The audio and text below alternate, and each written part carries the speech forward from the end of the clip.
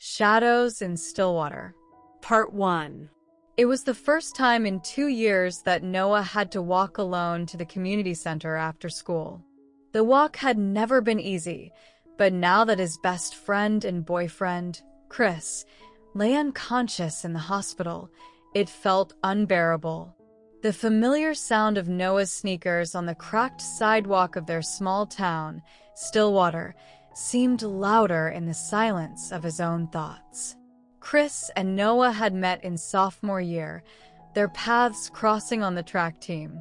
At first, they were simply running partners, pushing each other through the heat and sweat of endless practice sessions. But soon enough, what began as friendship grew into something more. They had kept it hidden for the most part, though whispers at school eventually spread. Even in a quiet town like Stillwater, it didn't take long for rumors to spark hostility. That day, as Noah arrived at the community center where the team practiced, he tried to steel himself against the onslaught of memories and emotions that threatened to overwhelm him. The usual din of teenage voices filled the air, but none of them seemed to notice Noah as he slipped into the bleachers, pulling his sketchbook out of his backpack. Sketching had always been his escape, a way to drown out the noise of the world. With Chris in the hospital, it was now his only refuge. He flipped to a drawing he had done just a week before, a portrait of Chris reclining on the grass after practice. Chris was laughing in the picture, his bright smile stretching wide as he looked off to the side, completely at ease. Noah remembered the day so vividly. It was one of those rare moments where it felt like nothing in the world could touch them. But then, just days ago, everything changed. Noah's hand trembled as he traced the lines of a sketch. Chris had been found unconscious near the back of the gym, blood pooling beneath him, bruises painting his body in shades of violence. Whoever had done it made sure to leave no clues behind, and Stillwater wasn't the kind of town that liked to ask questions when it came to boys like Chris and Noah. They said Chris would eventually wake up, but no one could tell how bad the damage was. The thought of it made Noah's chest tighten. He wiped away a tear before it could land on the page, only to smudge one of Chris's cheeks in the drawing. Frustrated, he tried to clean it up, but his mind kept wandering back to the hospital. He planned to visit Chris as soon as practice was over, to sit by his bedside, just like he had every day since the attack. It was the only thing keeping him together. The half hour before practice dragged by as Noah sat alone in the bleachers, watching the team trickle in. Laughter echoed from across the room, the loud, obnoxious kind that made his skin crawl. He didn't have to look up to know it was Logan and Nate. They were inseparable, two football players who never missed a chance to make Noah and Chris's lives hell. They'd started their torment long before the attack, but Noah couldn't shake the feeling they had something to do with what happened to Chris. Noah's sketchbook was suddenly yanked from his lap, flying across the gym floor. "What's this? Some kind of love letter?" Logan's voice was mocking as he picked up the sketchbook, flipping through the pages. "Give it back, Logan," Noah said, his voice shaking. He tried to sound firm, but fear leaked into his words. Logan sneered, holding the sketchbook high above his head. "Oh, it's your boyfriend, huh?" He turned a page, smirking. "You two are really something. Bet you miss your little partner in crime. Too bad he's not here to protect you." "Yeah, too bad," Nate chimed in with a cruel grin, standing beside Logan. "Think you're so tough, don't you, Noah? Always acting like you're better than the rest of us." Noah stood up, his heart pounding in his chest. He wasn't better than anyone.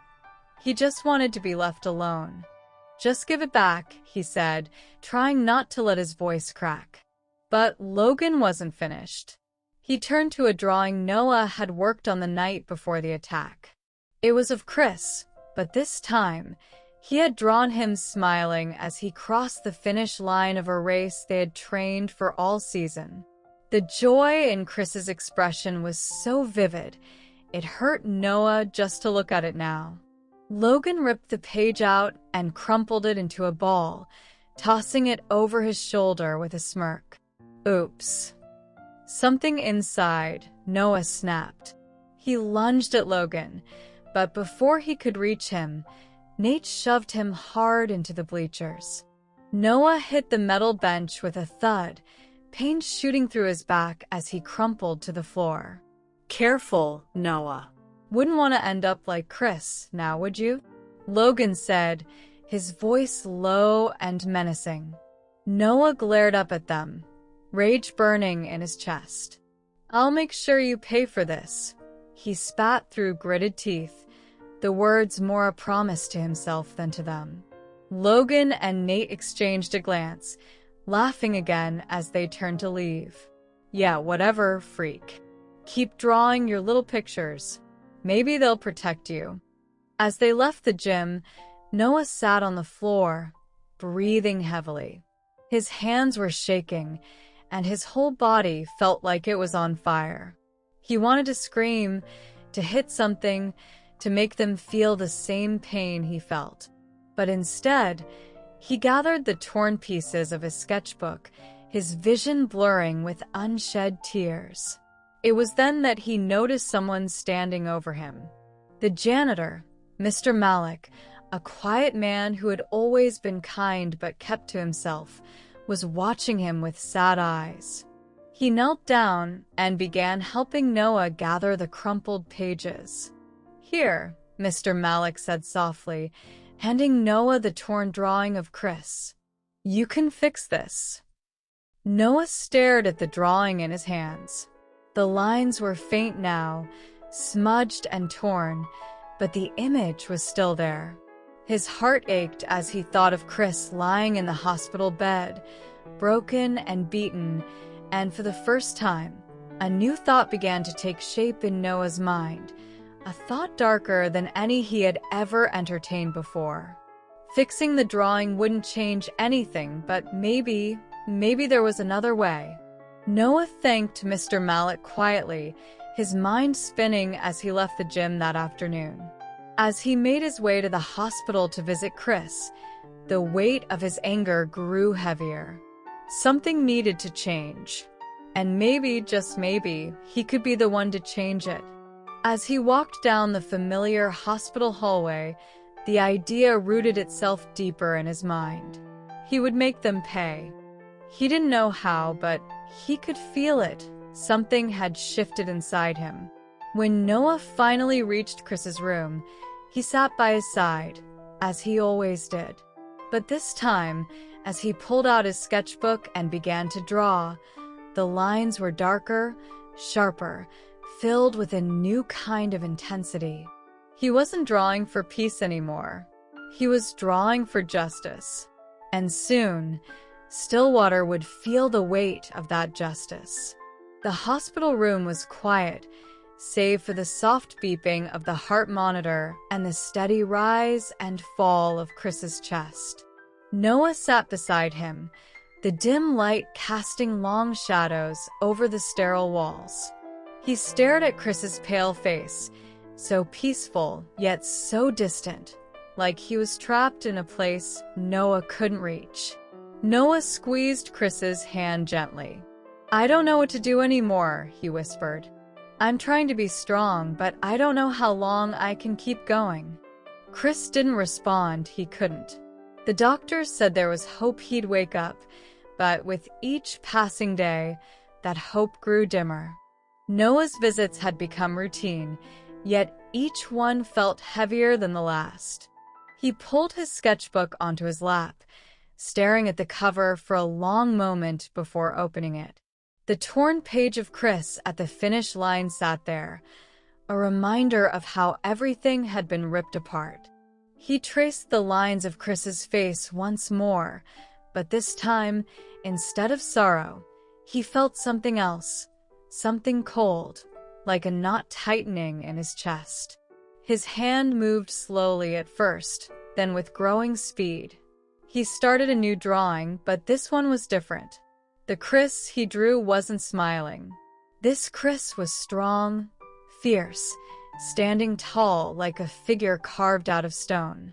His eyes were intense, like they could cut through the lies, the hatred, the violence that had put him in this hospital bed.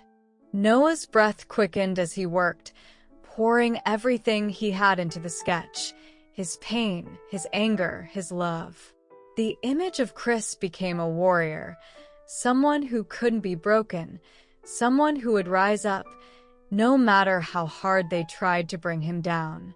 As the lines of the sketch deepened, Noah felt that same fire burning inside him, stronger than before. They think they can get away with it, Noah muttered under his breath, his pencil scratching furiously against the paper. But they don't know what's coming. The lights in the hospital flickered for a moment, pulling Noah from his trance. He glanced around, his heart still pounding. For a split second, he thought he saw something move in the corner of the room, a shadow darker than the rest, but when he blinked, it was gone. He shook his head, trying to shake off the strange feeling that had settled over him. His mind was playing tricks on him. He was just tired, that's all. But as he looked down at his sketch, a chill ran down his spine. The drawing was finished, Chris standing victorious, his hand gripping something Noah hadn't meant to draw, a shadowy figure crumbling at his feet. Noah stared at the figure, his heart racing. He hadn't intended to draw it. It was just there. But there was something about it that felt right, like it was exactly what the drawing needed. A symbol of the justice Noah longed for. As he sat there, the anger inside him didn't dissipate. It grew. It twisted and coiled, feeding on his exhaustion, his fear, his helplessness. His mind raced, his thoughts becoming darker. Logan and Nate had to be behind what happened to Chris. He was sure of it. He couldn't prove it, but it didn't matter. They were responsible, and they needed to pay. But Stillwater was the kind of town that swept things under the rug. The police weren't going to do anything. They hadn't even tried to investigate.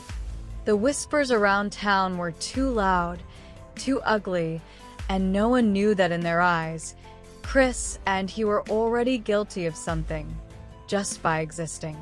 No one was going to help. No one was coming to make things right. If Noah wanted justice, he would have to take it himself. As that thought solidified in his mind, the lights in the hospital flickered again. Noah glanced at the shadows in the room, feeling a strange pull toward them. They seemed to be moving, subtly shifting along the walls, bending toward him. He blinked hard, convinced he was just exhausted, but the sensation didn't go away. Noah stood up, feeling suddenly claustrophobic. The air in the room felt thick, almost suffocating, and the shadows seemed to ripple, growing darker. His heart pounded in his chest as he backed away from Chris's bed, his eyes fixed on the shifting darkness. For a moment, he thought he heard something, whispers, faint and indistinct, like voices carried on the wind. But there was no wind here, just the sterile air of the hospital. The whispers grew louder, swirling around him, filling his head with half-formed words he couldn't understand. He squeezed his eyes shut, trying to block them out. "Stop it," he muttered to himself. "You're just tired. It's all in your head." But when he opened his eyes, the shadows had changed. They no longer clung to the corners of the room. They were creeping toward him, stretching along the floor, curling around the edges of his shoes like fingers reaching out to pull him in. No. Noah stumbled back, his breath catching in his throat. His heart raced, and panic gripped him as the shadows seemed to pulse with life. He turned toward the door, ready to flee, but the room felt impossibly long, like the walls were closing in around him. The whispers grew louder, more insistent, and this time, they weren't just noise. They were words, clear and sharp in his mind. They will pay. They will pay. They will pay. The voice wasn't his, but it felt like it was coming from somewhere deep inside him, a part of him that he didn't recognize. He looked down at the sketchbook in his hand, the drawing of Chris standing over the shadowy figure. The lines seemed to shift, the darkness in the drawing swirling as if it were alive. Noah's hand trembled as he stared at the page, and then, before he could stop himself, he whispered, "How?" The whispers stopped. The shadows froze, and for a moment, there was silence. But it wasn't the comforting kind of silence. It was the kind that made your skin crawl, that made the hairs on the back of your neck stand up. The air in the room seemed to hum with energy, and Noah felt a cold shiver run down his spine. Then, a single word echoed in his mind, clear as day, like a voice speaking directly into his soul. Draw. Noah's heart pounded in his chest. The pencil in his hand felt heavier than before, like it was pulling him down, urging him to move.